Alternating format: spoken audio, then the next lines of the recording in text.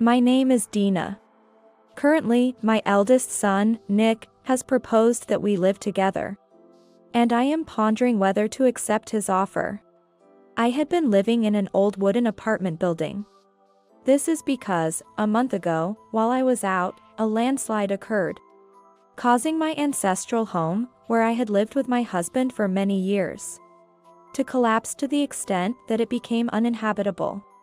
Fortunately, nothing of value was buried, but since it became impossible to live there, I decided to rent an apartment for a while. The landlord of the apartment, an acquaintance of mine, upon hearing about my situation, offered. It must have been tough. Right now, a room in my apartment is vacant. Would you like to come and stay? Of course, I am paying rent. For the time being, I will be living in an apartment.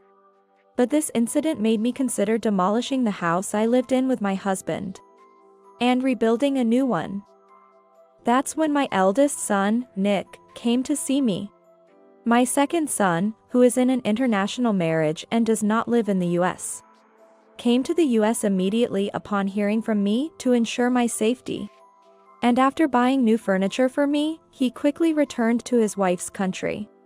On the other hand, my eldest son, Nick, lightly brushed off the fact that the house he was born and raised in was half buried by a landslide, saying, that must have been tough. But well, it's good that you weren't home when the landslide happened.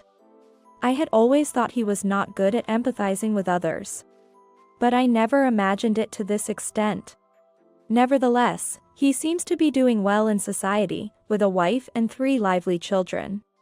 Well, originally, he didn't intend to have 3 children, but when energetic triplets were born, he became the father of 3 children overnight. Supporting such a family, perhaps the nest he left behind no longer mattered to him. I decided to think that way. I can live perfectly well on my own, so I was not worried. Then, suddenly, Nick came to me and proposed, why don't we live together? When I heard that the house was in dire straits, he never mentioned such a thing before. So I wondered what this was all about. Still, I was taken by Nick to his and his wife Stacy's house, where they live with their triplets, Ian, Ryan, and Sean. Upon arriving at their house, I immediately understood why Nick had proposed that we live together. The house was in a state of disarray. The triplets are very lively, but Stacy says she is too tired from parenting to do any housework. As a result, Nick does not do any housework either, so no one cleans the house. And it just becomes more and more neglected. Seeing this, I thought I could at least help Stacy, who is suffering from parenting fatigue, and decided to live with them. As soon as I started cleaning, Stacy said, "Oh, thank you, Mother," and locked herself in her only clean room. Wondering what she was doing, I heard laughter and talking as I passed by her room. So she must be talking to someone. I decided to think that she is just tired for now, and continued cleaning the house of my eldest son and his wife and taking care of the triplets. The triplets are full of energy, but they seem to understand common sense well. When I explain why something is not allowed, they quickly understand. Seeing me clean and cook every day, they started to pat my shoulder and say, "Grandma, thank you for your hard work today." I felt happy that such kind children appreciated my efforts. I have repeatedly told Nick, you should help with the housework, but he says, I'm providing for Stacy. Since Stacy is a full-time housewife, this situation shouldn't be happening. You were a full-time housewife too, so you understand, right? I only raised 1 child at a time. And it was 3 years after Nick was born that my second son was born. I never raised 3 children at once, and when I had children, my relatives all helped with the childcare. So it was easier than what Stacy is experiencing now. Even though modern times offer many gadgets that help with childcare, having many hands is still better. If he knows something is wrong with his wife, he should not rely on his mother, but solve it himself. I sighed, realizing Nick would not take initiative. I never imagined my son would cause such trouble for someone else. At that moment, I felt deeply apologetic towards Stacy. However, an event so shocking occurred afterward that it completely overshadowed any feelings of guilt I had. Despite living with Stacy, Nick, and the triplets, and taking on the household chores, I still hand over the monthly living expenses to Nick. I'm not being paid as a maid, so I'm free to do as I please. As long as I don't neglect the housework entirely, I'm free to leave the house and engage in activities I want or need to do. However, I unexpectedly ran into Stacy during one of these times. This happened while I was discussing plans for a new house with an acquaintance who is an architectural designer. Since he and I knew each other from my college days, we took the opportunity to catch up and reminisce about old times while discussing the new house. Just then, as he went to pick some flowers, Stacy approached and said, "Mother, what a coincidence to see you here." I was startled and turned to see Stacy standing there. She asked, "Is this man your boyfriend or something?" Confused, I replied, "No.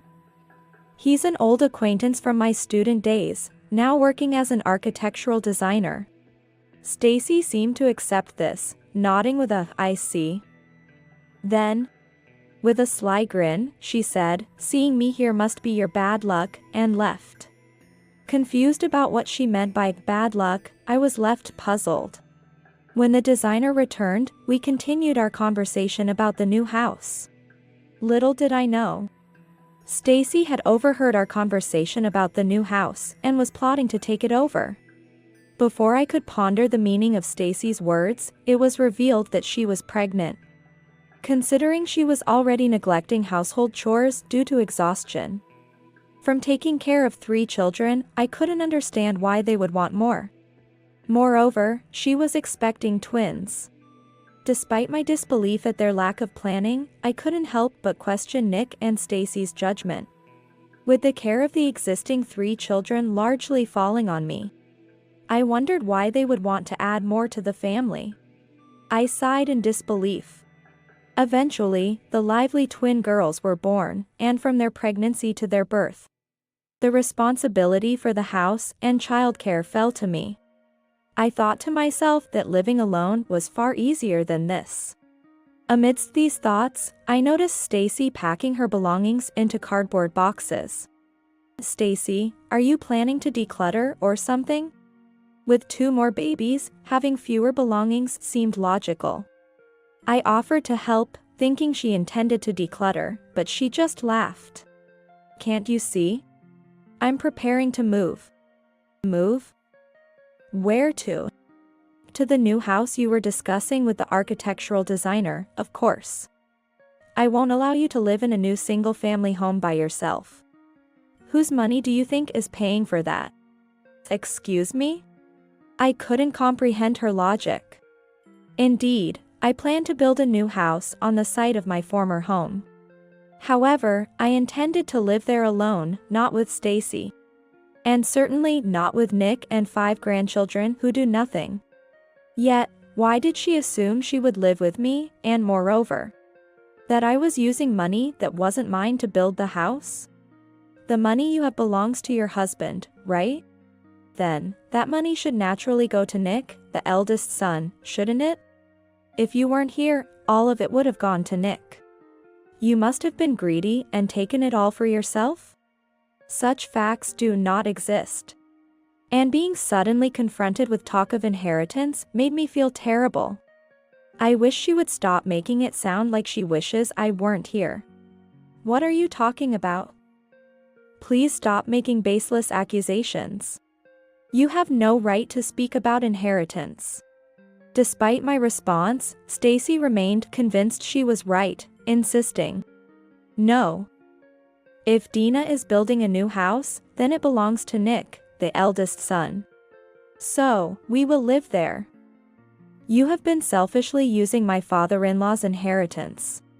And since you've moved in and been living off Nick, you have no right to complain." What is this girl talking about? How I use the money I received is my business. and she has no right to criticize or reprimand me for it. First of all, moving in. It was Nick who suggested, "Why don't you live here?" And I'm living in this house to do household chores and take care of the children. Moreover, I'm not being supported by Nick. On top of paying living expenses every month, I'm also doing all the housework and childcare, unlike Stacy, who leaves everything to me and goes out to enjoy herself. Oh, if you're planning to live together in the new house, you'll have to contribute financially to the household. It would be troublesome if you suddenly went out to play like before. I'll make you a servant. Then it's okay for you to live in our house. Hearing her say this with a smirk, I realized any guilt I initially felt towards her completely vanished. The thought crossed my mind that maybe I should just demolish it. The new house is not yet completed. It's only framed, so let's demolish it. I certainly don't want Stacy and Nick rolling into a house I built and own in my name. I quickly packed my belongings. Nick, for some reason, thought he would be moving into the new house under my name, and was packing with the children. However, our destinations are different. Next month, we'll say goodbye to this house. Someone's already bought it, so all that's left is to move out, Stacy said, while I briskly carried my belongings and left the house. Once I was gone, the absence of someone to cook was immediately noticeable, and I received numerous calls from Stacy and Nick. However, they seemed to think I had just gone out on a whim that day, and the calls soon stopped. But when the situation continued for several days, and it came to the day Stacy and Nick had decided to move, I woke up to 50 missed calls. While I was looking at the history, calls from Stacy and Nick kept coming. I was astounded. If they had properly looked for me when I disappeared, they wouldn't be panicking now. I decided to answer the phone just once. "What's going on, Mother? There's supposed to be a new single-family home here. There's nothing here? The framework was even completed last time? Did you do something? This house belongs to Nick." Hearing Stacy start on this, I couldn't help but laugh. I couldn't stop laughing if I continued talking to her, so I hung up without replying. Looking back, Stacy must have been frantic, seeking explanations from me, only to be laughed at and hung up on. Even so, I no longer feel sorry. When I answered Nick's call, he was also frantic. "Why is there no house? There was supposed to be a house here where we grew up. Your childhood home was destroyed by a landslide a while ago. What have you been listening to all this time?" I sighed. "Stacy said she had talked with you, and we had agreed to move into the house you built with Father's inheritance. I packed everything and left our home for this. How could you do this to us? Are you even my parent?" "So," I cheerfully said, "you took your wife's word for it without confirming with me? Silly. Well, if that's what you say, I was planning to disown you anyway. Let's not contact each other from now on." And hung up. After that, I canceled my smartphone contract, ensuring they could never contact me again. Only people who are aware of the situation know my new smartphone contact, so Nick and Stacy won't find out. I heard through the grapevine that they were desperately looking for me. Surely, they're struggling without someone to take care of the house and children and contribute financially. When I heard from an acquaintance that Nick and Stacy had found my current address, I hurriedly took refuge in a friend's house. I left a large envelope in the mailbox of my current address, addressed to Nick and Stacy. It seems Stacy made an angry call to my brother, who had been keeping an eye on them. That's understandable. Inside the envelope I left in the postbox were proofs of Stacy's long affair, and the diagnostic results showing the twin girls were not Nick's children. I had been aware of Stacy's affair for quite some time. When I was talking with an architectural designer at a cafe, Stacy was there meeting with her lover.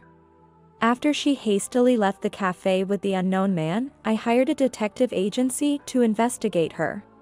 The investigation revealed her affair, and I also conducted a DNA test on the triplets. The triplets were indeed Nick and Stacy's children, but the father of the twin girls was not Nick. By now, Stacy and Nick must be in a terrible mess. I also sent the evidence of the affair and the DNA test results to the lover's home. Turns out, the lover was married too, so he might face a lawsuit for damages from his wife. Nick will probably demand compensation from Stacy. They're in a tight spot. If they have time to desperately search for me, they better sort out their own mess first. Stacy, crying, contacted my brother, saying, "You know where mother-in-law is, right? Tell me. My life is ruined because of her. Without her, there's no one to do the childcare or housework. We don't have money, we don't have a home, and it's been tough. On top of that, I can't handle the lawsuit for the affair. It's all mother-in-law's fault. She has to fix everything. Essentially, Stacy should be the one doing the housework and childcare. If she thought it was hard, she should have thought twice about having children. Living without thinking ahead leads to such consequences. Moreover, the affair is entirely Stacy's fault, so it's wrong for her to demand I take responsibility." My brother, who dislikes dishonesty, retorted, "You got what you deserved. Don't try to make others pay for your sins. Fool." After that, I heard Stacy stopped looking for me. Nick was lectured for hours over a video call by his son living abroad. Bro, at your age, instead of helping mom, you're trying to be helped by her. How lame is that? Since then, Nick has stopped asking for my help too. However, Nick and Stacy are discussing divorce. And considering neither seemed capable of parenting, a couple in our relatives who were struggling with infertility adopted the triplets. The twins were taken in by the lover and his wife, who chose to rebuild their marriage. It seems their issue was the inability to have children. And adopting the twins brought recovery from their despair. Initially, I was worried, but now the husband and wife are happily raising the twins together, without pursuing compensation. The only one who ended up in ruin is Stacy, who now has to pay for the upbringing of 5 children. Got divorced, and works from dawn till dusk in a live-in job, struggling with the payments. Once things settle down, I plan to build a new house as my final home.